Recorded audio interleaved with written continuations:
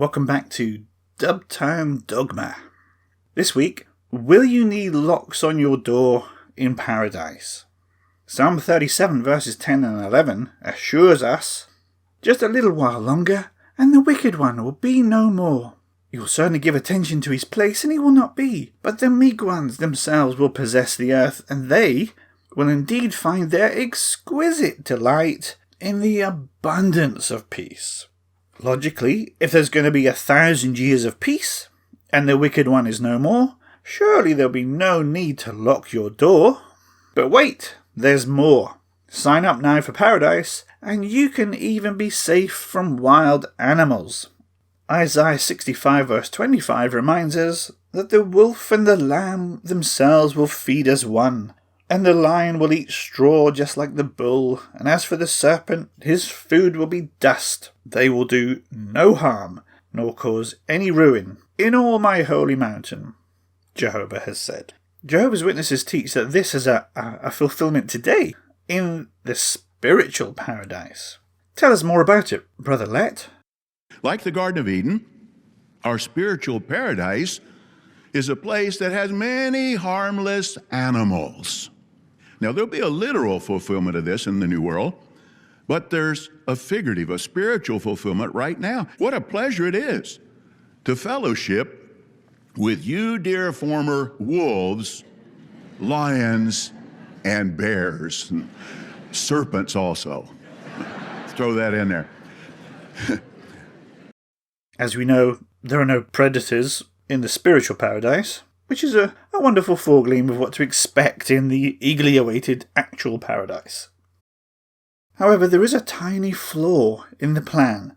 Jehovah's Witnesses have a teaching that is really problematic for this idyllic picture.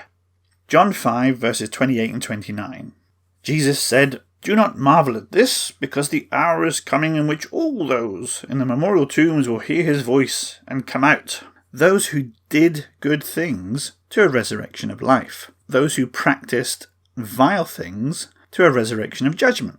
Now, if you were to read the many Bible scholars' commentaries regarding this verse, one or two make an argument to suggest that this is talking about a spiritual resurrection. And there are certainly passages in the New Testament that discuss being born again, being raised up spiritually. But generally, scholars agree that this is discussing two literal resurrections. And Jesus, who is the judge of the living and the dead, decides which one you get. The first resurrection of the righteous occurs at the start of the 1,000 years. And then after the 1,000 years, the unrighteous are raised up for judgment. Jehovah's Witnesses, however, teach something very different. They say that pretty much everyone gets a resurrection. Obviously, not filthy apostates. Filthy apostates, precious. We mustn't read it, Master. But generally, early in the 1,000-year rule, both the righteous and the unrighteous will be resurrected. And even though the verse is speaking in the past tense here, those who did good things, those who practiced vile things, they teach that everyone will be judged on future actions, on how they behave in paradise after they've been given this second chance. A big problem with this teaching is this.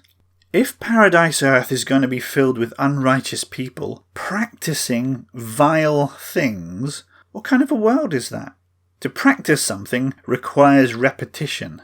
You have to do it many times for it to be practiced. So how can this be 1,000 years of peace when there are countless wicked people walking around practicing vile things?